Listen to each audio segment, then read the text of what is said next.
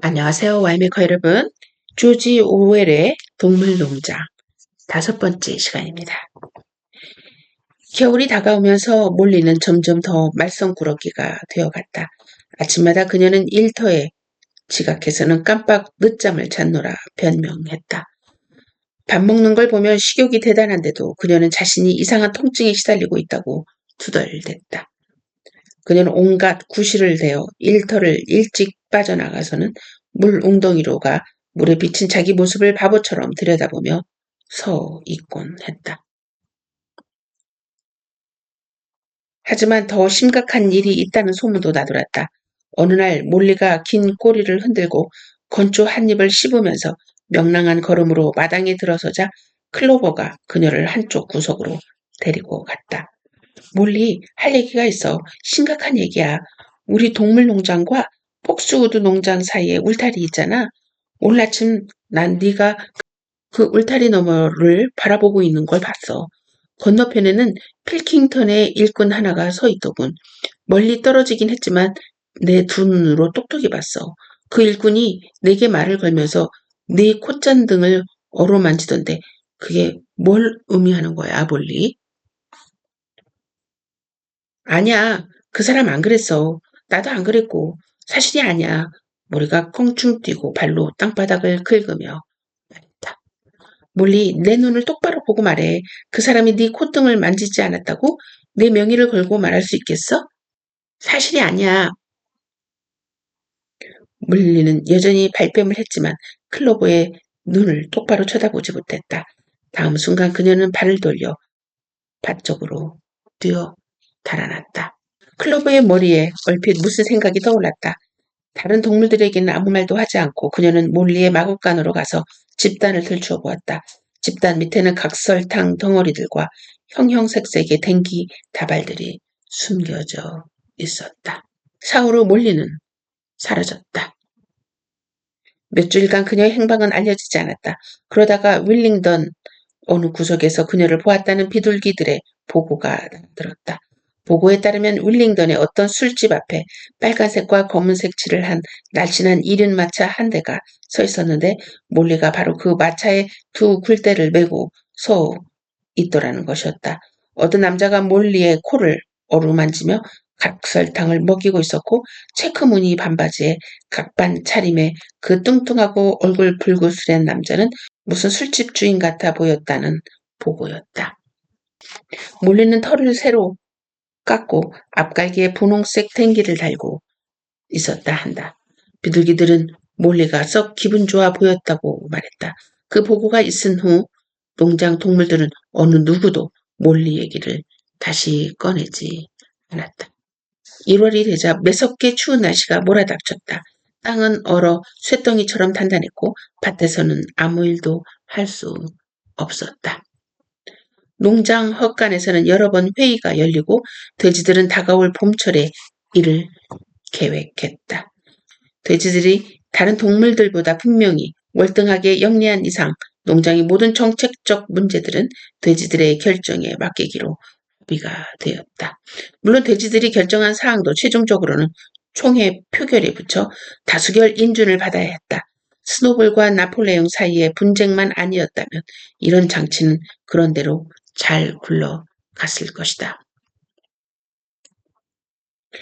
이들 두 수태지는 사사건건 충돌하고 의견 차이가 남직한 대목에서는 반드시 서로 반대 의견을 제시했다.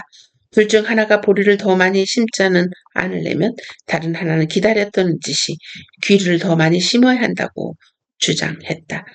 하나가 배추 농사에는 이런저런 밭이 좋겠다고 말하면 다른 하나는 그 밭이 근체류나 심으면 몰라도 다른 용도로는 쓸모가 없다고 말했다. 두 돼지를 따르는 무리가 따로 있어 격렬한 논쟁이 벌어지기도 했다. 회의에서는 스노볼이 뛰어난 연설로 자주 다수 지지를 받곤 했지만 막간 교섭으로 지지를 얻어내는 데는 나폴레옹이 한 수 위였다. 그는 특히 양들과 사이가 퍽 좋았다.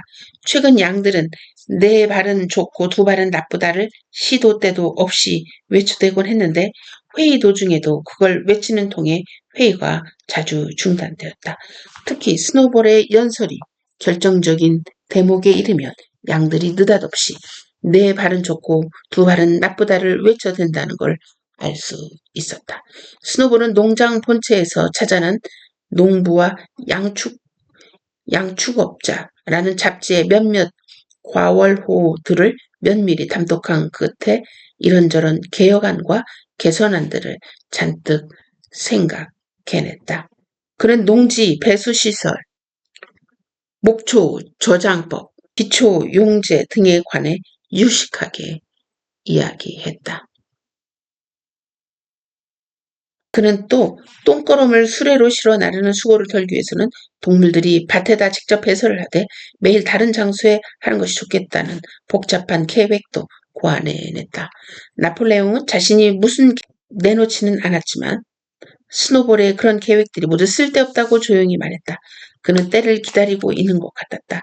두 돼지 사이의 분쟁 중에서도 가장 치열했던 것은 풍차를 둘러싼 의견 충돌이었다. 농장에 기다란 목초지 안에는 축사에서 그리 멀지 않은 곳에 조그만 둔덕이 하나 있었는데 그 둔덕은 농장에서 가장 높은 곳이었다.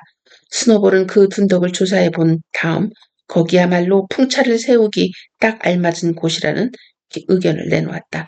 풍차로 동력을 얻고 그 동력으로 농장의 전기를 공급할 수 있다는 것이었다. 그렇게 되면 축사를 전기불로 박힐 수 있고 겨울에는 난방도 할 수 있을 뿐 아니라 원형톱, 여물썰개, 순무자루개, 착유기 등도 돌릴 수 있다고 그는 말했다. 동물들로서는 일찍이 듣도 보도 못한 얘기들이라 농장 자체가 구식이라 가장 원시적인 기구들만 있었다.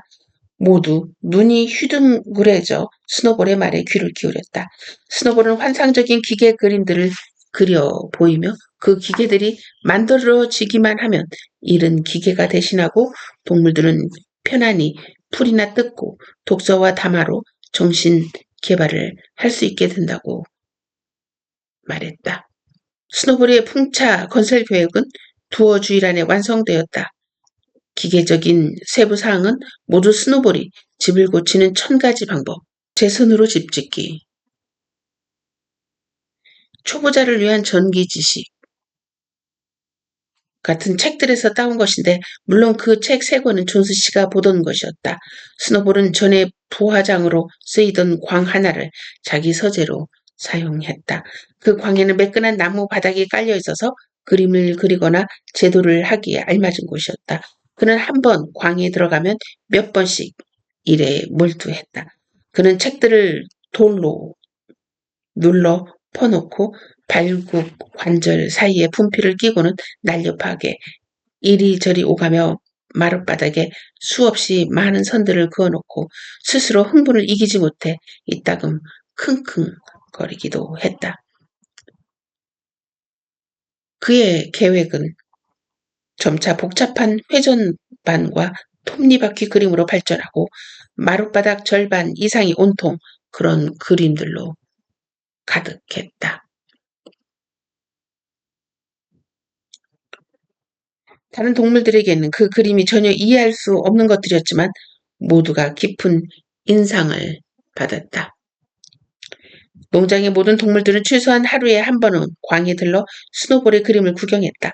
심지어 암탉과 오리들도 구경을 와서는 분필로 그려진 그림들을 밟을까 조심하느라 애를 먹었다.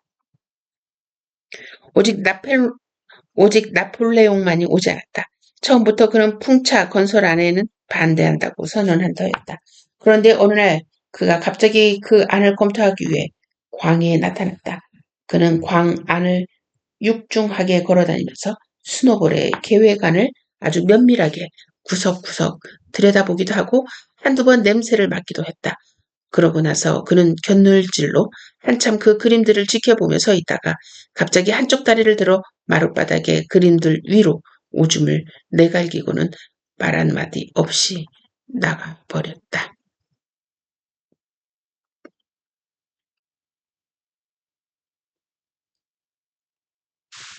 풍차 건설 문제를 둘러싸고 온 온 농장이 두 쪽으로 날카롭게 갈라졌다. 스노볼은 풍차를 세우는 것이 어려운 일이라는 걸 부인하지 않았다. 돌을 캐와야 하고 벽을 쌓아야 하고 풍차 날개도 만들어야 하고 그 다음에는 발전기며 전선도 있어야 할 터였다. 이것들을 어떻게 구할 수 있는지에 대해서 스노볼은 아무 말도 하지 않았다.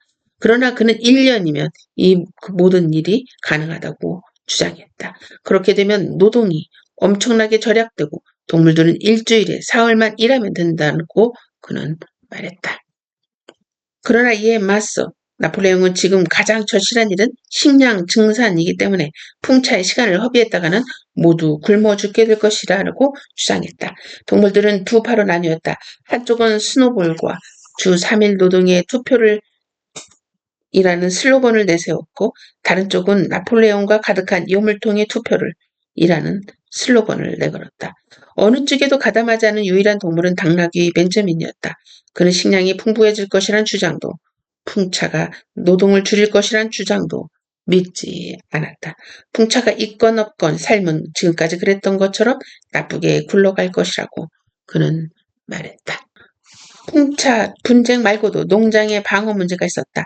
외양간 전투에서 비록 패퇴하긴 했어도 인간들이 존스에게 농장을 되찾아 주기 위해 지난번보다 더 강한 공격을 해오리라는 것쯤은 농장 동물들도 충분히 인식하고 있었다. 그래야 할 이유가 더 커진 것이 지난번 싸움에서 인간들이 졌다는 소식이 온 시골에 쫙 퍼지고 그 바람에 인근 농장 동물들의 반항기가 어느 때보다 더 강해지고 있었기 때문이다. 늘 그렇듯 농장 방어 문제에서도 스노볼과 나폴레옹은 각기 다른 의견을 맞섰다. 다른 의견으로 맞섰다. 나폴레옹의 주장은 우선 무엇보다도 동물들이 총기를 구입해서 사용법을 익혀야 한다는 것이었다. 스노볼의 의견은 달랐다. 그는 더 많은 비둘기들을 밖으로 파견해서 다른 농장들에서도 반란이 일어나게 해야 한다고 주장했다. 나폴레옹은 동물들이 자체 방어에 실패할 경우 농장은 인간들 손에 정복될 수밖에 없다고 말했고 스노볼은 반란이 도처에서 일어난다면 구태여 방어에 나서지 않아도 된다고 주장했다. 동물들은 처음에는 나폴레옹의 주장을 듣다가 다음에는 스노볼의 말을 듣게 되고 이쪽 저쪽 왔다 갔다 하는 사이 누구 말이 옳은지 갈피를 잡을 수 없었다. 사실 그들은 늘 나폴레옹이 발언한 때는 그에게 동조하고 스노볼이 말할 때에는 스노볼에게 동조하는 시기였다.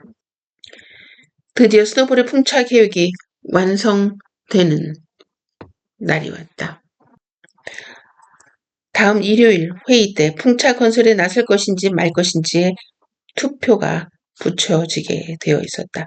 헛간의 동물들이 다 모이자 스노볼이 일어서서 이번에도 양들의 외침소리 때문에 이따금 방해를 받긴 했지만 풍차를 세워야 하는 이유를 개진했다. 이어 나폴레옹이 나서서 풍차 계획은 얼토당토 않은 것이다. 아무도 지지표를 던지지 말라고 조용히 말하고는 자리에 앉았다. 30초도 채 안 되는 짧은 발언이었고 자기 발언의 효과가 어떨지에 대해서도 나폴레옹은 전혀 관심이 없는 것 같았다. 그러자 스노볼이 발딱 일어나 네 발은 좋고 두 발은 나쁘다를 또다시 외쳐대는 양들에게 고함을 질러 잠잠하게 한 다음 풍차 건설 안을 지지해 줄 것을 열정적으로 호소했다. 그때까지 동물들은 의견이 양쪽으로 거의 균등하게 나뉜 상태였지만 스노볼의 답변이 시작되자 순식간에 스노볼 쪽으로 기울였다. 스노볼은 장차 힘든 노동이 사라졌을 때의 동물농장의 미래상을 아주 강렬한 문장으로 그려 보였다. 그의 상상력은 이미 여물썰개나 사탕무 자르개를 훨씬 넘어선 것이었다. 전기가 있으면 마구간마다 전기불, 온수와 냉수, 전기, 난방기 등을 공급할 수 있을 뿐 아니라 타작기, 쟁기, 썰에, 땅 고르는 롤러, 수확기, 건초 묶는 기계 등을 돌릴 수 있다고 말했다. 그의 연설이 끝났을 즈음에는 표가 어느 쪽으로 기울 것인가가 이미 분명해 보였다. 그러나 바로 그 순간 나폴레옹이 자리에 일어났다. 그는 특유의 곁눈질을 스노볼에게 한 번 던지고는 지금까지 아무도 그에게서 들어본 적이 없는 높고 날카로운 소리를 꽥 하고 내질렀다. 그러자 밖에서 마치 사냥감을 몰 때 개들이 듣는 듯한 무시무시한 소리가 들리더니 목걸이에 노쇠 장식을 더덕더덕 붙인 커다란 개 9마리가 헛간으로 달려들어왔다. 개들은 곧장 스노볼을 향해 돌진했다. 스노볼은 후다닥 자리에서 일어나 개들의 이빨을 피해 도망쳤다. 순식간에 그는 헛간 문 밖으로 달아났고 그 뒤를 쫓았다. 동물들은 너무 놀라고 겁에 질려 아무 말도 못한 채 헛간 문으로 몰려가 바깥에 쫓고 쫓기는 광경을 지켜보았다. 스노볼은 길 쪽으로 가는 기다란 목초지를 건너 달아났다. 그는 돼지만이 발휘할 수 있는 달리기 실력으로 뛰고 있었지만 개들이 바짝 접근하고 있었다. 갑자기 스노볼이 미끄러졌다. 잡혔구나 싶은 순간이었다. 그러나 스노볼은 다시 일어나 더 빨리 뛰기 시작했고 개들이 거리를 다시 좁혀갔다. 개 한 마리가 스노볼의 꼬리를 거의 무는가 싶었지만 스노볼은 얼른 꼬리를 털어 개의 이빨을 피했다. 그는 마지막 힘을 다해 뛰었고 개들과는 불과 몇 센티미터 사이를 두고 울타리 구멍을 빠져나갔다. 그러고는 더 이상 보이지 않았다. 동물들은 소리 없이 겁먹은 얼굴로 다시 헛간으로 들어왔다. 스노볼을 쫓던 개들이 이내 돌아왔다. 처음에 동물들은 그 개들이 도대체 어디서 왔는지 몰랐으나 곧 내력을 알게 되었다. 개들은 나폴레옹이 암캐 제시와 블루벨에게서 떼어다 몰래 키운 바로 그 강아지들이었다. 아직 다 큰 건 아니었지만 개들은 몸집이 크고 늑대처럼 사나워 보였다. 그들은 나폴레옹의 곁에 바싹 붙어 있었다. 그들이 나폴레옹에게 꼬리를 흔드는 모습은 지난날 농장의 개들이 주인 존스에게 꼬리치던 모습 그대로였다. 나폴레옹은 개들을 거느리고 헛간 바다의 조금 높은 연단으로 올라섰다. 그 연단은 전에 미들 화이트종 수퇴지 메이저가 연설할 때 서 있던 바로 그 자리였다. 나폴레옹은 이제부터 일요일 아침에 회의는 폐지한다고 선언했다. 회의는 불필요한 시간 낭비라고 그는 말했다. 앞으로 농장 운영에 관한 모든 문제는 돼지들로 구성된 특별위원회가 결정할 것이며 그 위원회는 나폴레옹 자신이 주재한다는 것이다. 특별위원회는 비공개로 열리고 결정사항은 다른 동물들에게 통보될 것이라고 그는 말했다. 앞으로도 동물들은 일요일 아침에 모여 깃발을 개양하고 영국의 짐승들을 노래하고 그 다음 주에 할 일을 명령받게 될 것이지만 토론은 더 이상 없다고 나폴레옹은 말했다. 스노볼의 축출이 몰고 온 충격에도 불구하고 동물들은 나폴레옹의 이 선언에 찜찜하고 언짢은 기분이었다. 제대로 따질 말을 생각해낼 수만 있었다면 몇몇은 항의를 제기했을 것이다. 심지어 복소까지도 심기가 편치 않았다. 그는 귀를 뒤로 젖히고 앞갈기를 몇 번 흔들며 생각을 모아보려 했지만 결국 말할 거리를 찾아내지 못했다. 정작 똘똘하게 나선 것은 오히려 몇몇 돼지들이었다. 앞줄에 앉았던 젊은 식용돼지 4마리가 꽥꽥 날카로운 소리를 지르며 불만을 표하다가 넷이 한꺼번에 자리에서 일어나 발언하기 시작했다.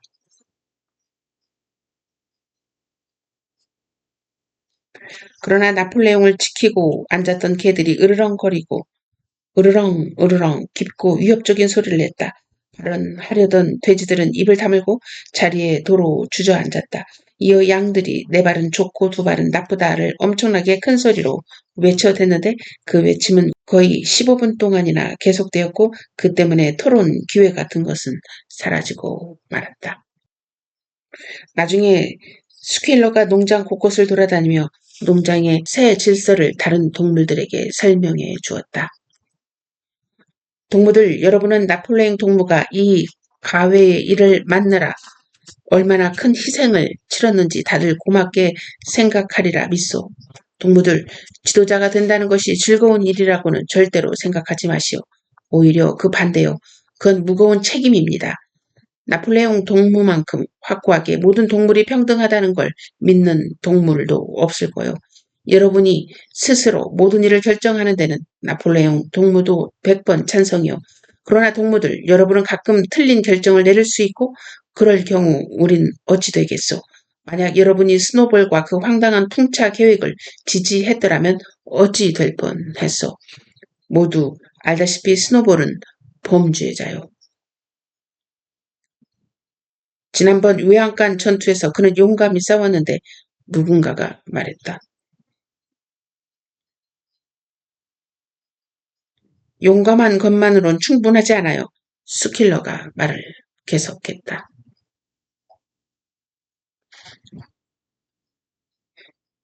충성과 복종이 더 중요합니다. 그리고 외양간 전투에 대해선 당시 스노볼의 역할이 지나치게 과장되었다는 사실이 장차 밝혀질 것이요. 기울이 필요합니다. 동무들, 강철 같은 기울이 필요해요. 그게 지금부터 우리의 표어요. 우리가 한 발 잘못 디디면 적들이 달려듭니다. 동물들, 여러분은 존스가 돌아오는 건 원치 않지요? 이번에도 이런 식의 논의에는 아무도 답을 할 수가 없었다. 정말이지 동무들은 존스가 다시 오는 건 바라지 않았고 일요일 아침에 토의를 벌이는 것이 존스를 돌아오게 하는 일이라면 그 토의는 중단되어 마땅할 터였다. 이제 생각을 다소 정리할 수 있게 된 복서가 동물들의 일반적인 느낌을 표현했다. 나폴레옹 동무가 옳다고 하면 옳은 거야. 그리고 그 순간부터 그는 내가 더 열심히 한다라는 개인 모토 외에 나폴레옹은 언제나 옳다라는 경륜을 하나 더 채택했다. 그 무렵 날씨가 풀리고 봄철 쟁기질이 시작되었다. 스노볼이 풍차 건설 계획을 짜던 광은 폐쇄되었다. 그 마룻바닥의 그림들은 모두 지워져 없어졌거니 하고 다들 생각했다. 매주 일요일 아침 10시 동물들은 헛간에 모여 다음 주에 수행해야 할 명령들을 전달받았다. 과수원의 메이저 무덤에서 이제는 살점이 다 씻겨 나가고 없는 메이저의 두개골을 파다가 깃대 밑동에 존스의 총과 나란히 안치했다. 깃발 개항이 끝나면 동물들은 헛간으로 가기 전에 한 줄로 서서 메이저의 두개골 앞을 지나가며 존경을 표시해야 한다는 명령이 있었다. 헛간에서는 이전처럼 모든 동물이 한자리에 옹기종기 모여 앉지 않았다. 나폴레옹과 스킬러, 미니무스라는 이름의 돼지, 그는 노래를 작곡하고 시를 쓰는데 대단한 재주가 있었다. 그 돼지가 높은 연단 앞쪽에 올라앉고 젊은 개 9마리가 그들 주위를 반월형으로 에워싸고 그 뒤에 여타 돼지들이 앉았다. 나머지 동물들은 이들의 연단 쪽을 마주 바라보며 헛간 바닥에 앉게 되어 있었다. 나폴레옹이 다음 주에 수행할 명령들을 군인처럼 거친 목소리로 읽어주고 나면 동물들은 영국의 짐승들을 한 번만 합창한 다음 해산했다.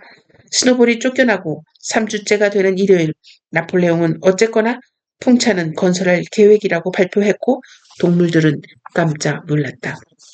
그가 왜 생각을 바꾸었는지 대해선 아무 설명이 없었다. 다만 그는 이 특별 과제가 엄청나게 어려운 일이다. 어쩌면 동물들의 식량 배급량을 줄일 필요가 있을는지도 모른다고 말했다. 계획은 이미 마지막 세부 사항까지 다 마련된 상태였다. 돼지들이 특별위원회를 짜서 지난 3주간의 그 일에 매달렸다는 것이다. 풍차 건설에는 그 밖에 이런저런 계획들까지 포함해서 2년이 걸릴 예정이다.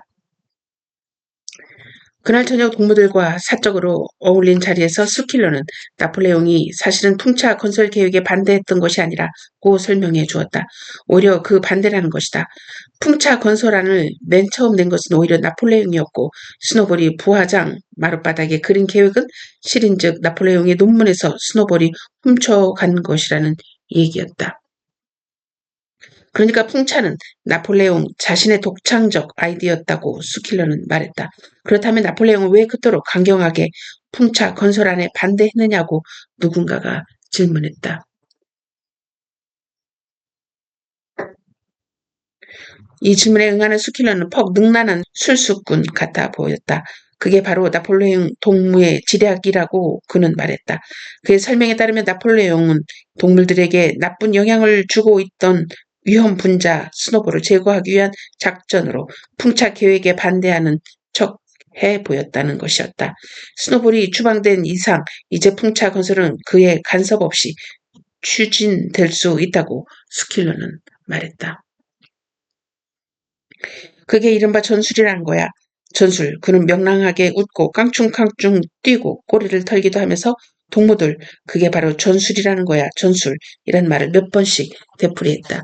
동물들은 전술이란 말이 무슨 뜻인지 확실히 알지는 못했지만 스킬러가 하도 설득력 있게 말한 데다 마침 그 자리에 함께 있던 개 3마리가 위협적으로 으르렁대는 바람에 더 이상의 질문 없이 스킬러의 설명을 받아들이기로 했다.